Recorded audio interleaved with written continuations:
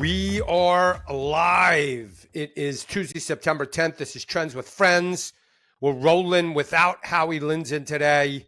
Evidently, he's traveling or lost at sea or something happened to him. I'm joined, as usual, by two of my favorites, JC Parets. What's up, buddy? In the house, no Lindzon. Lindson's always telling me, I'm so busy. I got all these things to do. Bike riding in Tuscany, Calabasas. I think he was in Aspen. Like, don't forget the wine and cheese. The Wine wine and cheese. And the falafels. This I'm could busy be the too, but I'm busy in much different ways, you see. This His could be the busy shortest life. program we've ever done. It'll come in at like 14 minutes without him. Okay, so and Michael Parekh, who, by the way, if you don't have Michael Parekh, if you don't subscribe to Michael Parekh's Substack, and you're interested in AI, or even if you're not, because it's just entertaining, this guy he does them both. Some people are brilliant. Some people are prolific. He's brilliant and prolific at the same time. He gives you everything you need to know. He doesn't dumb it down, but he doesn't make it so you can't understand what the hell he's talking about. It's fantastic. Parekh, what's up, buddy? Thank you. My face is going red. Thank you. Very Love kind it. words. And we're also joined today by one of the greats in the history of stock twits, Larry Thompson. Just a fantastic, a level 3 CMT, but we won't hold that against him. Larry, what's up, buddy? How we doing? Happy to be here. Excited to dive in. Great. So by trade, you are a CPA, but we won't hold that against you either, right? Yeah, don't hold that against me. Don't hold that against me. How much fun? What's more fun, the CFA stuff or the CMT stuff? The CMT stuff by a lot. I mean, I actually bought every single one of the books in the curriculum because I just enjoyed studying for it because it's actually, a little interesting in my opinion. So debits and credits, not as fun. Okay, let's get right into it. Larry, welcome. Don't be shy. Talk over people. Just have fun with it. Okay, let's get into this. The most interesting chart in the world right out of the gate. I'm not sure if it is or not, but I think it may be. And only time will tell. This is the semiconductor chart. This is the semiconductors, SMH versus S&P, SMH. Everybody knows this pattern. Maybe it's too obvious. I don't know. JC, what's going on here? Listen, a lot of people see it. This is what distribution has historically looked like, if and when that is. The part I like to reiterate is that we know that asset prices trend. So by looking for reversals in the market, it really defeats the entire purpose of what we're trying to do here in the first place, is participate in trends, and we know asset prices trend. So the large majority of the time that you see these sorts of patterns that appear to be distributive in nature are simply not that. They tend to be consolidations within the context of an ongoing uptrend. In bull markets, technology is a leader quite often, almost every time. Semiconductors as a leader within technology. So if we are in the middle of a bull market, then betting that this is a massive top in semiconductors, you're putting the probabilities very much against you. Now, could it be a top? Could that have been it? Right? AI, semiconductors, bull market, blah, blah, blah, and that was it? It's possible. And then we're in a bear market. We go into a bear market, a recession, the wars and everything, all the bad stuff that they promise you are going to happen actually do transpire. I just want to remind everybody that in the last 4 years, we have had 2 severe bear markets. We have had massive corrections, and the types of things that don't happen too often have happened a few times recently. So to bet on another one, again, the probability is not on your side. So maybe this is a top, maybe it's not a top in semiconductors. I don't know, but I just want to let's take a step back and let's remember what it is that we're talking about and what the implications of something like that would look like, and act accordingly. Are there other indicators that would suggest that this is a massive top? Is it, if this is one of the few things? Like, these are the types of things that we think about and that we talk about internally. Larry, you have any thoughts? Oh, go ahead, Michael. Go ahead. No, let Larry go. Larry, go ahead. Go ahead. Yeah, I would say similar to what JC is saying. You have to be aware of it, right? Just because it's obvious doesn't mean you ignore it. And I think that's step one, is being aware of what that pattern looks like and understanding in the context of a bull market, the odds of that failing there and becoming an actual head and shoulders top are a lot slimmer. And I think the other thing you got to look at too is from a sector perspective, it's a lot harder than it is for an individual stock than it is from a sector perspective to have that topping formation, because on a sector perspective, you have a lot more stocks underneath the hood than you do an individual stock basis. And I was actually reading one of the Allen and Shaw's book, rest in peace, behind me before we hopped on. And back then there wasn't all these indexes and all these ETFs that had all these stocks underneath the hood. It was individual stocks. And we know individual stocks on a whole go down over time, right? That's why the indexes look great, because they market cap weighted, momentum, blah, blah, blah. But that's another piece of the equation. When people are reading these things, they're typically just looking at YouTube. They're not reading the books and understanding the context of the pattern, like JC was mentioning. So kind of agree with JC. I would just hold the horses on the world ending. That was pretty good, Larry. You're a natural, bro. Michael, what's up? So given that Fundamentally, go ahead. Yeah, we have two market experts in stereo, in JC and Larry today. On a secular basis, and I've said this on the show several times, I think it is way premature to start worrying about the commodification of semiconductors and the various technology pieces in the lower part of the tech stack at this point. We are at the beginning of what we've been calling the AI wave. What that is, without the buzzwords, is essentially a reformulation of how we do software and hardware for the last 70 years and redo it dramatically in the next 20 plus years to go from deterministic software to probabilistic software. Those are big words. But for this, we're going to need ungodly amounts of chips, components, networking. The world does not have enough. We are capacity constrained, not just for the 1 or 2 years. And I'm not just talking about NVIDIA. I'm just talking about the layer of things that are going to need to be built. Essentially, all the data center infrastructure, the cloud infrastructure in the world has to be rebuilt. That's all. The foundation is chips. Just like you couldn't have built Manhattan without Manhattan Island, we have nothing without chips. So from my perspective, these waves and charts, etc., are absolutely critical to understand in the short term. And nothing said here is stock advice. But the amount of demand, the secular demand for chips of all types, GPUs, networking chips, all the components that go into making these superclusters. The next short-term shortage point I'm going to highlight is memory. We're going to need extraordinary amounts of memory. We're going to talk about Apple in a minute.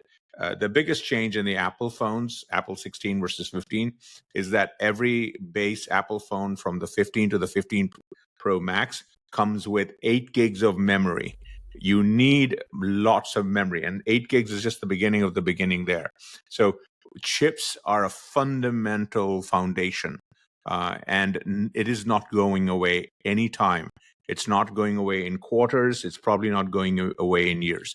We are in a relative secular bull market for semiconductors and chips. That does not mean that there won't be volatility, that there won't be short-term supply-demand things and macro things and micro things to worry about. Volatility will be there. This is not stock recommendation. But the demand picture that we have, we have been trained in semiconductors to think, oh, this is just commodity and volatility and price pressure and so on. We can't make enough of these things in the amounts that we need for years to come. NVIDIA is in the forefront. Everyone else is rushing very hard and working very hard to create the capacity, the types of memory, the components, the computers, the superclusters, the data centers, everything all up to the hardware layer of the stack. And so we've got a multiple set of freight trains coming at us on this front, on the demand side. Can I ask one more thing? Yes, sir. Because this isn't my world. I like to see what the market is actually doing, but it doesn't change the fact that I'm really interested in all of this stuff, and I do like to learn about all these things. At what point is this chip situation like a picks and axes of AI, like many other themes and cycles that we've seen over the centuries, really, where, the producers of the picks and the axes and the gold rush, if you will, are the ones that made all the money, not the fools looking for gold, right? As those, right? So where, can you talk about that element at all? Am I way off? Is there something there? No, you're right. Both. Every tech wave going back centuries, and I haven't been around that long, just the last 30 years or so. Pickaxe and shovels are very critical. And gold is a good metaphor, gold mines and so on. A couple of differences here. What I'm describing here is that the pickaxe and shovels, we are going to need dozens of times, hundreds of times more than we have in previous technology waves. Why? Because we are fundamentally redoing all our devices, all our equipment, all our network. The chips that go in are very different. The GPUs, the neural processors, the components that connect the different types of components, the connectivity piece, they all need chips. There is just a massive amount of chips. So to your point, JC, yes, pickaxe and shovels is a good metaphor from a trading point of view, but it is not helpful, in the way where we're going, where we literally are rebuilding the ecosystem. It's like saying we've discovered this continent called America, but in about 200 years, there's going to be so much concrete and so much cement and so much steel to build all the skyscrapers and so on. And then China 20 years ago comes and looks at the US and says, we are going to basically expend and use and build more concrete and steel than America did in the entire 20th century. They did it from 2000 to 2005. We are at that scale of picks and axe. If you say China was a pick shovels and so on in terms of building the Shenzhen and the Shanghais, the cities that you see, go on YouTube. They have subway stations that make anything we have look like something from the third world. They have airports that look make us look like we're 2 centuries behind. We are at that level of rebuilding the technology infrastructure. So the pickaxe shovel metaphor to me is feeling too weak, too transient, where we are going. So that doesn't mean that just you just got to buy everything in semiconductors. But I'm saying we need to dial down the tendency to call for the trading volatility in terms of the up and down on the charts, and just say that as part of your portfolio, for you, for your kids, for your grandkids, just have a higher than normal allocation to the semiconductors, because this is the concrete, this is the steel, this is the glass, that everything that is going to be built on top with AI. And AI is not a monolithic thing. AI is just new types of software that basically is going to redo hundreds and thousands of applications. We're going to have, each one of us are going to have dozens of AIs working for us in about 3 or 4, 5 years. That's going to need 10 times, 100 times the chips that are in the systems today in 2024. So when you look at the charts, it's not the demand constraint, it's the supply constraint, how long it's going to take to make these things, Taiwan Semiconductor, etc. And so, yes, the pickaxe shovel metaphor, I think, stays with us for at least 5, probably 10 years. Okay, let's move on. So the verdict is, it's, as Brian Shannon would say, innocent until proven guilty, but it's something to keep an eye on. It is an interesting chart. It stuck out to me right away. It's a on great a chart. Secular level, on a fundamental level. Michael's basically just saying, look, this is a huge wave. Get your surfboards. Okay, next, here's where I want to go. Larry, you made the case. We were talking the other day on the phone. You were making the case for the financials as a bullish sector through the end of this year and into 2025. And and you laid it out like a story. You laid it out like a narrative. So I love that. And I just like to walk through that with you, if you don't mind, and maybe get some pushback from JC. I mean, he's looked at a few charts before. I don't know if you realize that or not, but he's looked at a few charts before. So let's put that first one up. You're saying, 4 reasons to be bullish of the financials. The rotation is real. Here's that first one showing the equal. What is this? This is the equal weighted financials Yes, versus so- the SPY? Yeah, so this is just equal weight financials. I'm seeing RSPF on my screen here. So equal weight financials, you can see is forming a large base, right? It's been a multi-year base that's been building. And what I like to see here is during this build of this base, you've seen a regime change in momentum, the RSI, you can see in the top panel, from this bullish where it's, meddling with the 30s to this bearish regime to this bullish regime, where when it did pull back recently this year, RSI stayed above 50.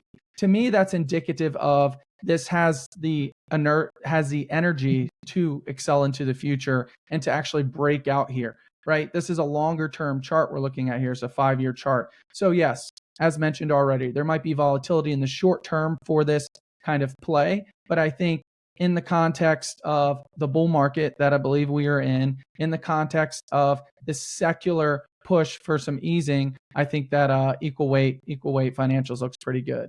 And then I see we just pulled up this RSP versus SPY chart here year to date. Is that what you guys are seeing too? Yeah. Great. Yeah. So here, quick thing I wanted to run through was from a top-down perspective.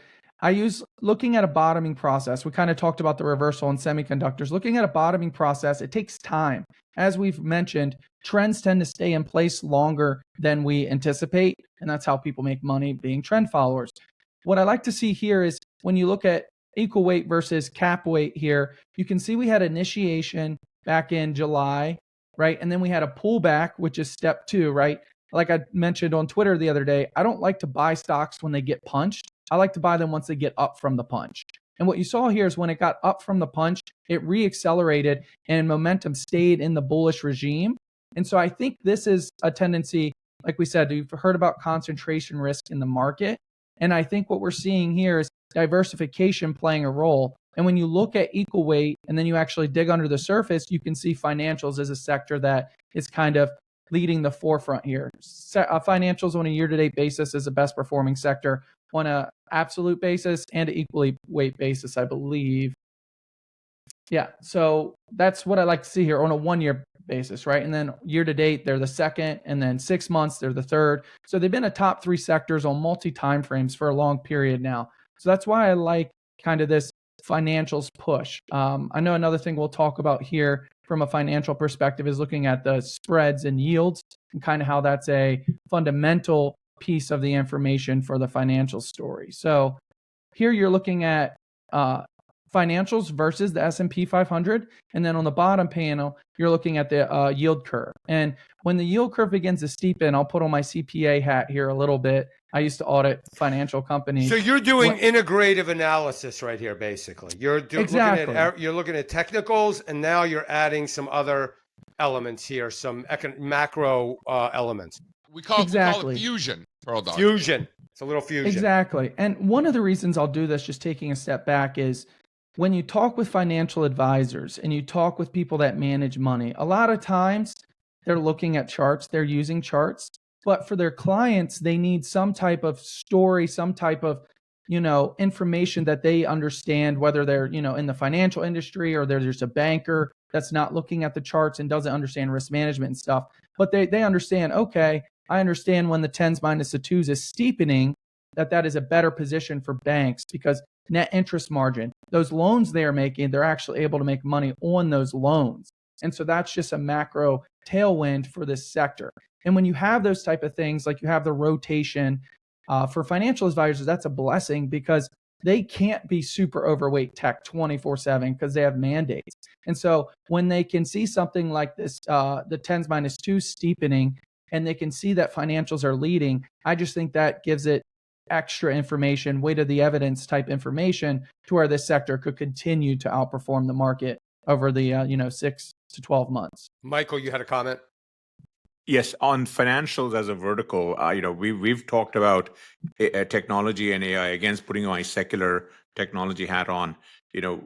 Back 25 years ago when the internet came along, I spent probably over half my time figuring out how internet was going to impact the various major industries in the S&P.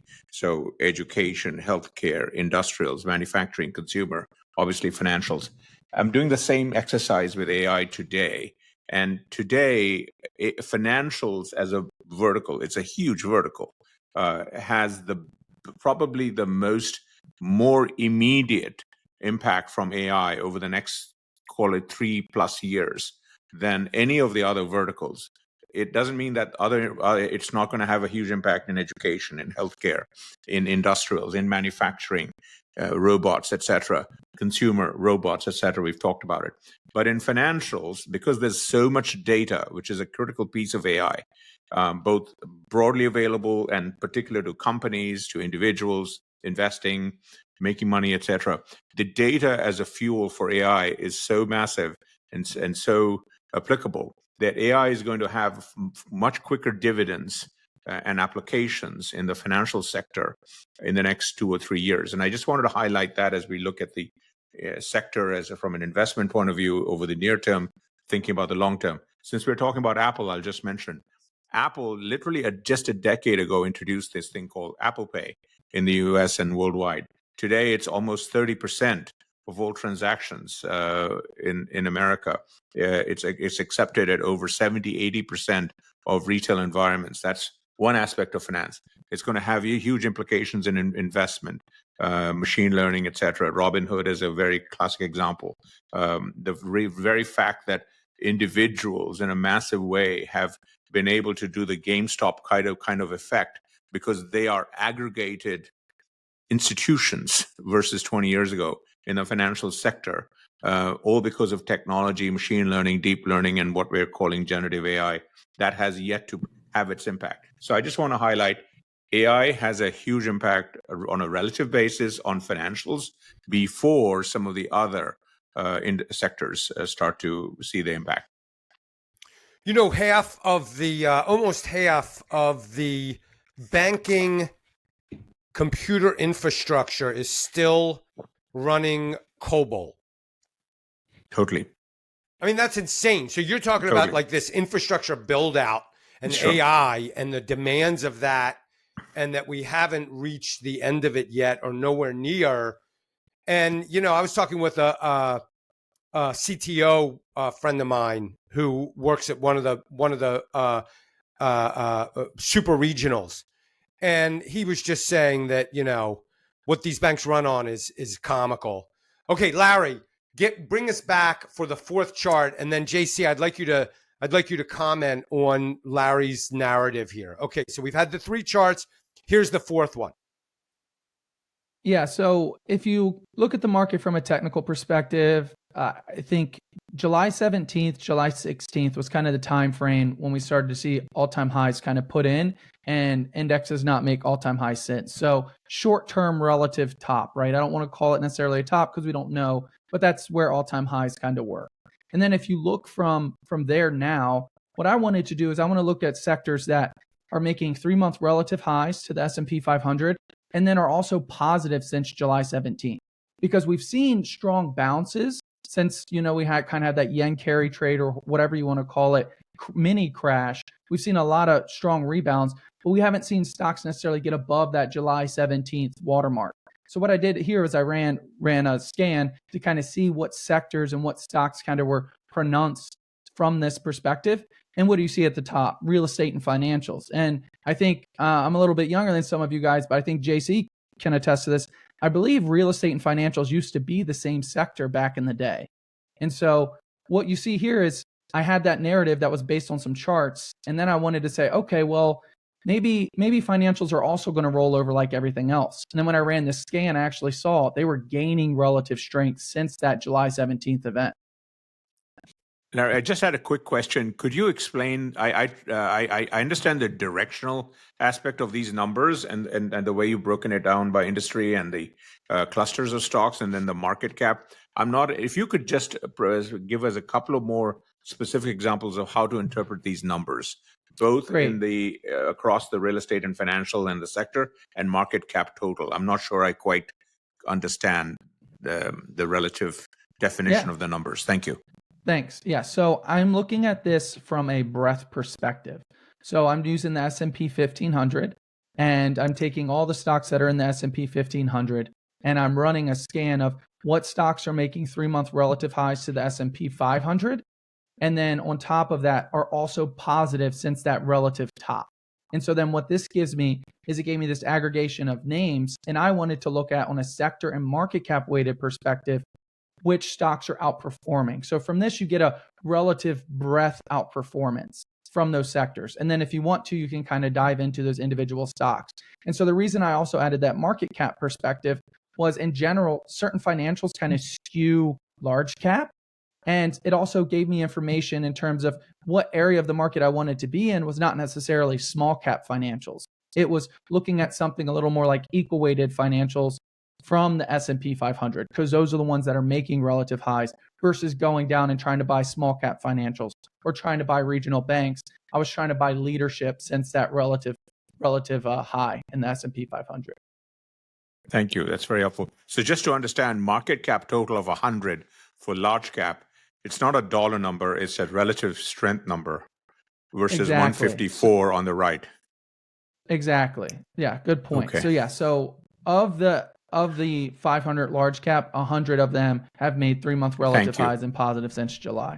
And So- just along the same lines, 28 for financials in terms of sector total, 28 financial companies of the index Correct. are Correct. in that Outperforming. sector total. Got it. Thank you. Correct. Sorry, I'm a Yes. little slow. Yeah. No, it's JC. good clarification. JC, commentary on this story, this narrative that Larry's laying out here. Yeah, I mean, listen, what I'll add to that, I think all of that he's saying, I mean, he's only speaking facts, so there's nothing to disagree with. All of those, right? It's more so maybe just adding some colors to really what it means, bigger picture. Here's the equally weighted financials and the market cap weighted financials, both making all-time highs. So we have the argument all the time, what's more important, the equally weighted broader look at a sector, or the market cap weighted that's more heavily weighted towards the larger names. At the end of the day, we live in a market cap weighted world. Deal with it. Amazon is almost a quarter of the consumer discretionary index. It probably should be. It probably should be more, to be honest with you. As many times as this goddamn Amazon truck is at my house, I think that Amazon should be more than 25%. So sometimes these companies deserve, Berkshire Hathaway, JP Morgan, these are the largest components of financials, probably for good reason. So we live in the big get bigger, the bigger companies just dominate, the wealthier people get wealthy. I mean, that's just the world that we live in. So to maybe become distracted with that, maybe because we don't like it, maybe we don't think it should be that way. It is. So I think that it really helps out to look at it both ways, which is the answer we come up with in many cases. Like, should we do it this way, this way? Let's just do it both ways. Should we look at, when we look at country by country around the world, do we look at them in their local currency, or do we look at it priced in US dollars? We do both, right? Like, all of these things is kind of how we come to the conclusion. So I just wanted to, add some additional color to what Larry was saying with respects to the equally weighted index. If you want to pull up the RSP versus the SPY that you had before, this really just becomes a function of sector rotation. When you look at the market cap weighted S&P 500, you're looking at, a third of the entire index is technology. And in the equally weighted S&P 500, you're getting less than half of that. So all of a sudden your technology exposure, is more than cut in half when you're looking at an equally weighted index. Meanwhile, industrials have twice the exposure in the equally weighted index as they do in the market cap weighted index. You also have 3 times the real estate exposure in the equally weighted index. So it really just becomes a function of what's driving these different indexes. It doesn't necessarily mean that if the market cap weighted index is outperforming the equally weighted index, that there's anything wrong with that, or that is unsustainable, or that it just means that tech is probably leading, right? It's just really what it means. And by the way, tech usually leads in bull markets. So, it's perfectly normal for the market cap weighted indexes to outperform in bull markets if they're going to be loaded up with technology, which is usually a leader. So I just want to kind of everybody take a step back and let's remember what it is that we're looking at here is really just a different composition of sectors. We could probably go ahead, Larry. Yeah, the thing I would just add there too is, I think, to add to JC's point, if we were looking at that ratio and it was really taking off and financials and tech together were doing terribly, it would be a different story. But I think when you look at that sector rotation and people are using that as end of the world, that's my point in pulling out financials and saying, no, look, financials, the backbone to a lot of people's bull market thesis when they were saying we were in a bear market. Financials is leading. So it's one of those things like, this doesn't really make sense. And like JC's saying also, industrials are leading. And it's actually, to Michael's point, it's a lot of those industrials that are actually doing AI infrastructure, that are doing data centers, that are doing these types of things. So it's people try to craft these charts in ways to sell a certain narrative, but when you actually dig into the data, it's not what they're saying. It's not that things are going to collapse. It's that there's rotation that's actually bullish rotation. I was promised a banking crisis, and I was told that the real estate market was going to crash the entire financial system and the whole house of cards was coming down. $3 trillion. I see home builders making all-time highs, financials making all-time highs, real estate making new 52-week highs. I wish it was crashing. I'd like a beach house. I'd just like to make a comment. Too, bro. We're going to move on, but I just like to make a quick behavioral comment about what we're doing here. Larry comes on. He walks us through a series of charts that tell a story. JC gives it the thumbs up. There's two ways that I see people doing technical analysis. One way is very dry. It's very just data-based. It's just like JC says, it's just math. The story that's being told are just facts based on what you're seeing in visual. I mean, technical analysis is really just the analysis of data visualization, price data visualization. When you do that, it's very dry, it's very unemotional. In fact, it takes the emotion out.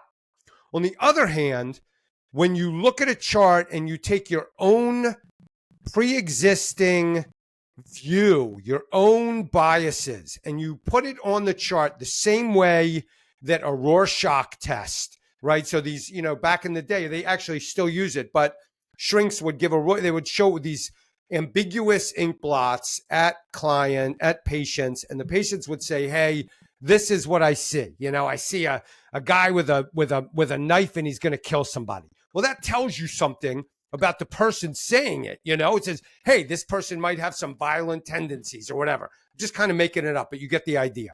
So anyway, there's two types of chartists that I see out there. There's one that are cold and look at the visualization of the data as it is for what it is.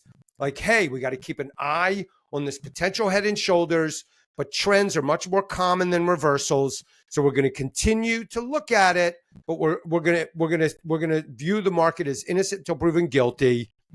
And then we have these other people who just take their pre-existing biases and they put it on, and they have a huge amount of leeway. You can see what you want to see. What did Simon and Garfunkel says? Man sees what he wants to see and he disregards the rest.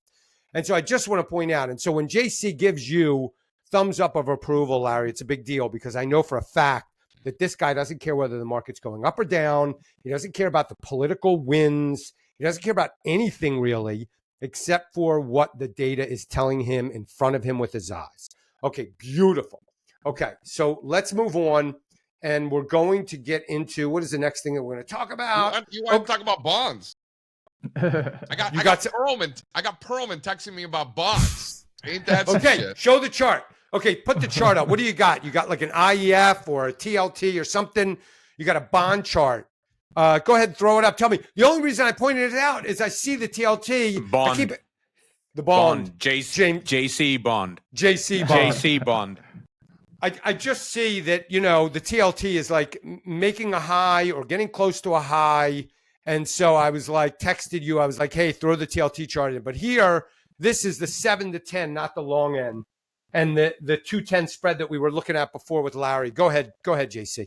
Yeah, I mean, listen, you were asking about the TLT, same story, new 52-week highs as we speak. IEF is geared more towards the benchmark 10-year yield, right? So it's the ETF that goes with the yield versus the TLT, which is the longer end of the curve. This is more the TNX. This is more the TNX, right? So this is the ETF of bonds that trades inversely, of course, with the yield itself, which is the 10-year yield, the TNX. Exactly, Pearlman. And then it's the infamous 2s, 10s spread. A lot of yield curve experts out there these days, as we're well aware. Anything to tell a good gloom and doom story, right? First it was, the yield curve just inverted, so market's going to crash. Then it's The yield curve has been inverted longer than any other time in history, so the market's going to crash. Uh-oh, the yield curve is uninverting. You know what that means? Market's going to crash. Like, no matter what, it has to be market crash. Maybe, maybe not. I don't know. But what I see is that, when the yield curve is steepening, then it's a good time to be buying bonds. We have been buying bonds a few weeks ago. We started getting in, and that's working out very well for us so far. Hopefully it continues to. We do it in a very leveraged way. Some people are like, oh, these things are so boring. We agree. Very boring. If you are the world's largest financial institutions, you have to live in these ponds, right? Because you just have so much money that this is the only place you could be in.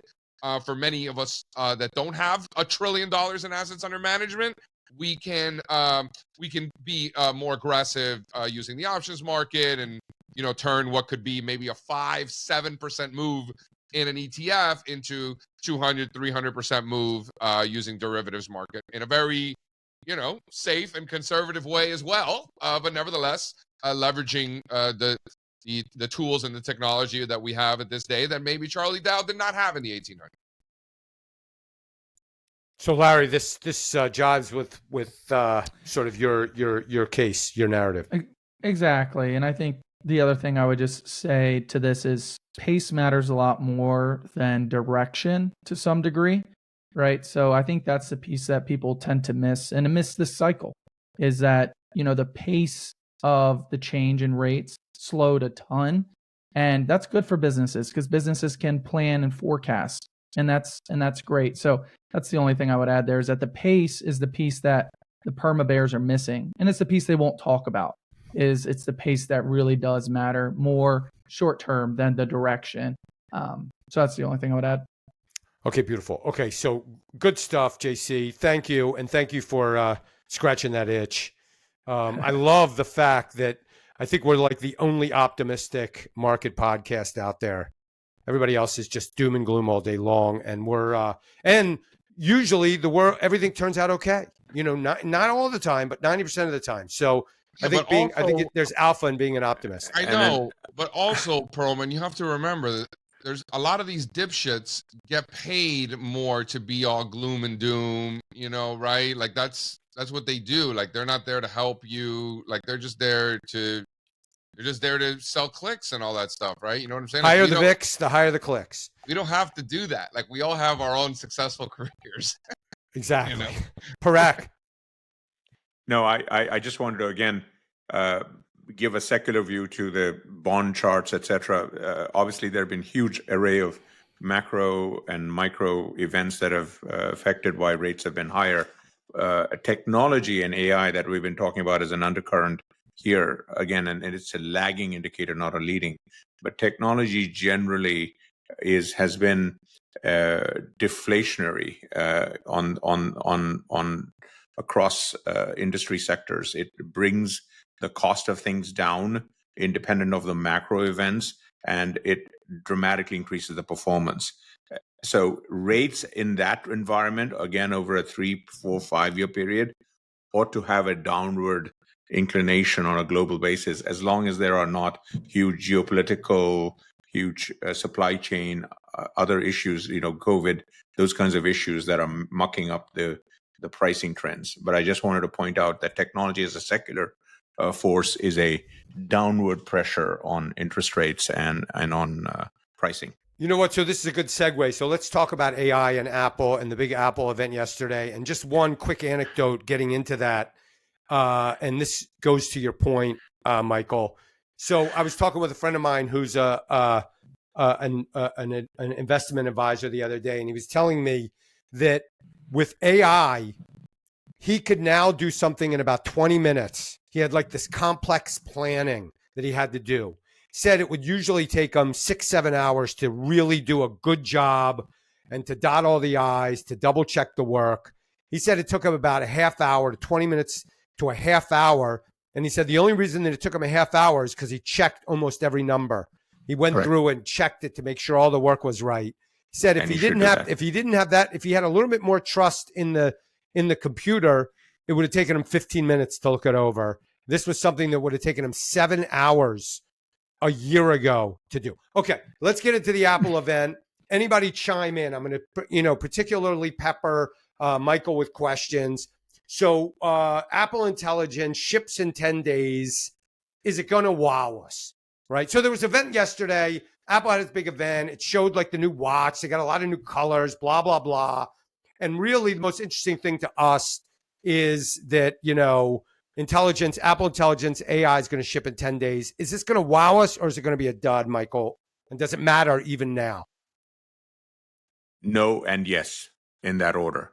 It is going to wow us as we look 2-3 years from now, looking back to where we are today. It is going to more than wow us as to how our lives have changed in 3 years, because of not just Apple, but other devices that'll come from other companies in response to Apple, what they're doing independent of Apple, etc. AI is a multi-year force. It will not wow us in terms of the very near term, meaning the next 30, 60 days. Why? Because Apple announced 3 pieces of hardware upgrades and one thing that you could not see that ran through all of them, which is Apple Intelligence, which is their way of doing AI, which is from a bottom up through the devices, taking advantage of the privacy and the security of the individual devices, so your data stays on the Apple device as much as needed, and then only goes to the cloud when it needs to look for broader data to give you suggestions and so on. It's a fundamental upside down architecture to AI relative to the large language model companies. And I've written extensively about this in one of my Think Different posts. They've totally turned the AI game on its head. The 3 sets of devices they announced, the new iPhone 16, the new AirPods 2, and the new Apple Watch 10 series, they all have more AI chips. So the semiconductor charts that we started with are beneficiaries, more memory, more GPUs on all the 3 devices in various forms, all new chips. And they will all have more sensors, which are also chip driven, that allow them to see and understand the world around us. The Apple Intelligence software will actually not be in your new phone, Apple 16 phone, which you'll get in your hands if you ordered it on September 20th. That will have iOS 18. There'll be an upgrade called 18.1 that will have first of the hundreds and eventually thousands of new applications that will be Apple Intelligence enabled from third parties over the next 6 to 12 months. So that's why, yes, it'll wow us in about 12, 18 months. It will not wow us out of the box for the next 30, 60 days. And so we need to have patience. That does not mean you don't go out and buy this. That does not, as an investor, that does not mean you say, oh, no one's going to buy a new Apple phone. In fact, the one thing I heard on the Apple presentation 1.5 hours yesterday, for the first time, they actually mentioned the upgrade options being attractive more times than I remember before. They mentioned at least 3 times that upgrades from the carrier partners, which is the predominant way Americans buy their phones, upgrade phones. And they went out of their way to emphasize that all the carriers will have deals with $1,000 trade-in value for everything from iPhone 12, which is 4 generations back, to up $800 to $1,000 and up upgrade to go into one of these phones, which start on the base model at $700-800, on the high iPhone Pro Max at $1,500 if you get the full terabyte of memory and so on. And my point is, there is a big upgrade cycle. I'm not an Apple analyst, but I would say that their upgrade cycle for the 16 and then the 17 next year is going to start to show an uptick as the software, as Apple Intelligence starts to do more things. The last thing I'll say is Apple Intelligence is not just one thing that it does for you. Initially, it's going to be a half a dozen to a dozen things in photos, and how it summarizes your emails, how it summarizes notes for you, how Siri is much more smarter in about 60 days because it's got Apple Intelligence. The whole system does seem to know more about you because it has your personal data, and it's helpful as a like almost like an assistant or a friend. And all of these things are just automatically going to start to happen on these new phones. If you have the newer phone, it has more chips to do more things. And the last thing, because I think, Phil, you asked me this. Yes, this time to use a lot of the Apple Intelligence features, you will need at least an iPhone 15 Pro from this year's generation, or any of the 16s, because the base amount of memory, the chips you need, are higher. And so we are at the beginning of an upgrade cycle, not just for Apple, but for Samsung, but for all the Google devices on hundreds of OEMs. Everyone's going to be upgrading their phones, and for that matter, PCs. And I've written extensively about this. So Apple, yes, they set the stage yesterday of how their entire ecosystem of over half a dozen operating systems, half a dozen devices, thousands of applications that with third-party developers in the millions are going to be able to leverage the data that over 2 billion Apple users have every day on their devices, that can be harnessed for thousands of AI applications across every vertical we can imagine. And that is we're going to see the wow aspect of that over the next 12, 18 months and more. Okay, so here's my question for you. So as people who watch this show regularly know, I'm all into fitness. That's what I do. But I never wore a ring or a watch. And so my son got a new watch. He gave me his old one. I put it on just for you, Michael, because you're telling me that the AI health information is going to be so awesome in a couple years. Not yet, not now, but come 2026, it's going to be so awesome. So I'm just trying it out. And so here's the one thing I noticed, and I just want to know if they're going to fix this. I put this thing on, and it just starts giving me notifications. And this is just the dumb guy. I'm just the dumb middle-aged guy. And this is what I notice, is that I put this thing on, and it just starts giving me notifications. Hey, are you starting a race or a run?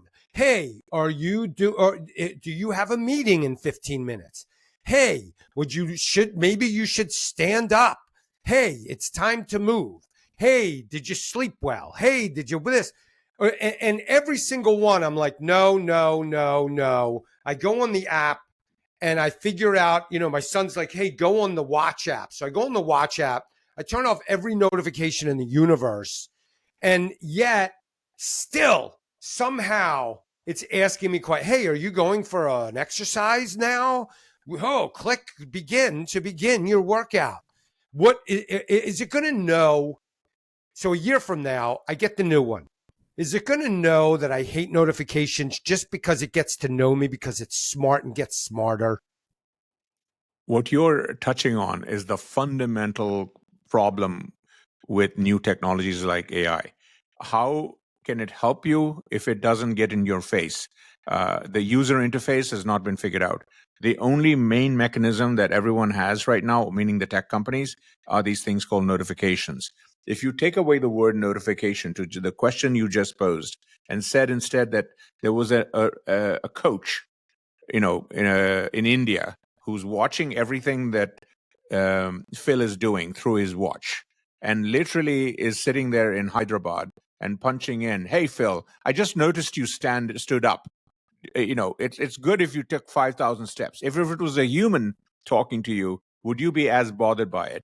What this is this is the software trying to figure out how to give you advice in a non-nudging way. Today, the methods it has to get your attention through this mechanism called notifications is too crude. It feels bothersome. There are controls in there. You can say, I want few notifications. I want no notifications. You can do it today. Can I chime in here for a second? Yes, please. Because, yes, please. From what I've read and from what I've come to learn is that we're going to be in a position where we're going to be able to own our own preferences and personality, as opposed to Google owning that, or Twitter owning that, or whatever it is. And the interoperability of that data set, we can allow services like the Apple Watch, or anything else for that matter, to use our preferences and personality traits and all that stuff if we so choose. And then we can turn that off when we want. So when you get a new device, Pearl Dog, you already have your data. It already knows you, and it's a plug and play. How close am I, Michael? You're totally spot on, and you hit on a very key point, JC. Every watch that you get like this from Samsung, from Google, etc., throws these notifications. But to JC's point, this issue of having the control over your data, over the notifications, over how nudgy it is, how bothersome or irksome, you'll be able to select the different voices it talks to you. But the core thing on Apple versus everybody else is that Apple's watch and headphones and computers and phones act as a central collection point for all your health data. And it then saves all of it on your device. So no one can get access to it, number one. Number two. Number three is that third-party developers, when they have different types of health apps, running apps, walking apps, paddle boating apps they announced yesterday, they have to get permission from you to access your data on your watch to be able to serve additional information that are additional notifications. So to JC's point, Apple is the only ecosystem where you have that tight bottom-up control of your data and your information and what you want to do with this. And over time, you're going to have much better sliders to say, hey, don't nudge me when I'm doing this. Just, collect this stuff and tell me what I can do on my health later. All those are user UI, UX tweaks that have to come, and they will come. But Apple is in a very good spot, better than the other platforms, to do this for you along the lines of what JC's saying. See, that's how you got me, Michael, because it was about like a month or two ago we were talking about this, and you were talking about how, like, if I go for a run and my heart, and it's the same run, it recognizes the path I take. I run this 5-mile loop around my house. Yeah. And if it recognizes that I'm doing the same route I usually do, I'm going around the same pace, maybe a little faster or slower, but my heart rate is significantly higher, then it's incredibly useful to me, because that's something that I would be like, oh, I'm sluggish today or I'm tired, but I wouldn't be going, whoa, man, something's going on with my, like there's something I really should take a look at here and really filter what's happening. That's where I want to get to. No, it's already here. If you yesterday they had a 1.5 hour keynote. If you just watch the opening video, okay, there had 6 to 8 people of all kinds of capability and ages and so on. Each one of them had a very personal story of how the Apple Watch called 911 when certain signals were going on. It got help. It gave them an indication that they ought to maybe have a doctor look at this pulse thing that was going on. So what I'm getting at is Apple with its devices, first on the watches, second through the AirPods, the phones, is collecting huge amount of data. Their promise relative to every other big tech company and their economic model is skewed to scale trust and privacy. I have a post on Apple scaling AI trust and privacy more than anybody else. And that is one of their secret weapons. The last thing I'll say is that Apple has been doing this health focus on watch for the last 8 to 10 years. This one is the Apple 10, the Watch 10. The two key health features that are very difficult, that affect billions of people, that they announced as features that they're getting FDA approval for in the next 30 to 60 days. There are two of them that I want to highlight. One is the new Apple Watch software and devices will be able to help you with sleep apnea, which affects billions of people. 80% of them are not treated. I know I have sleep apnea issues. I've not bothered to go to the doctor and check it out because it's a pain in the butt. But the system is now going to give me helpful nudges of how to do this and that and so on with sleep apnea. Number two, with the new AirPods, the same device that I'm wearing here, there's an AirPod 2 Pro coming out, and they're going to get approvals for hearing aid features. So basically, over 1.5 billion people who have hearing aid issues, anyone over, older than Riley here, has hearing issues of different types. They have built-in 5-minute tests that test your hearing. I remember last year having to spend 2 hours at a doctor's office to get the hearing test. And it will basically adjust your hearing. So year and a half from now, it's not just going to be Phil and Larry and I wearing, and Riley wearing the AirPods. JC is going to have to join in. we're going to watch this, have these socially on, because we're going to be at a restaurant. We're going to be able to hear people in a meeting 6 feet from us, because it'll be built-in hearing aid technology. They've basically usurped billions of dollars of hearing aid industry companies and put that functionality into this stuff in the next 6 months, 3 to 6 months. What I thought was funny? That now with the new Apple, you can toggle, like if you want to allow baby crying to get through, Correct. right? Correct. Or if you wanted like somebody's Correct. voice, you could turn your wife on and off, right? Which is pretty hilarious. I just thought that was funny. No, like a Sonos speaker. Yeah, so there's every- already Close it in the Androids, TV. I'm like- Turn it off on the TV room. no. So Elon is focused on chips that go into your brain, etc. That's called biohacking. These devices are non-invasive, and they are going to help us become. One of my favorite shows in the 70s, and Riley's too young for this, was the $6 Million Man. Okay, I used to be nuts about how this guy, he used to have an arm that they replaced and his legs, and he can do. Basically, over the next 5 years, with these things and glasses and watches, we are going to become bionic creatures. We're going to hear better. We're going to see better. We're going to be able to our IQs will go up 5 points, 10 points per person on average, because there'll be stuff, Michael, fitness coaches talking in our ears. Correct me if I'm wrong. Between the Apple Watch and the fact that people can't put their phones down, we're already quasi cyborgs to begin with. We're already there. Exactly. It's an evolution of our species, and that's not a bad thing. It makes us better across 3-4 billion people that are using it. And if it helps me, to Phil's point, hey, stand up now and exercise a little bit, or stretch your legs. That's exactly what I would have Phil suggest to me if he and I were working in the same location, because Phil thinks about this more than I do, and he's helping me. So why shouldn't software help me? If it can sense this stuff, I just need to adjust the nudginess of it, so that Phil, as he got annoyed. He said, "You're bothering me too much. You can dial it down.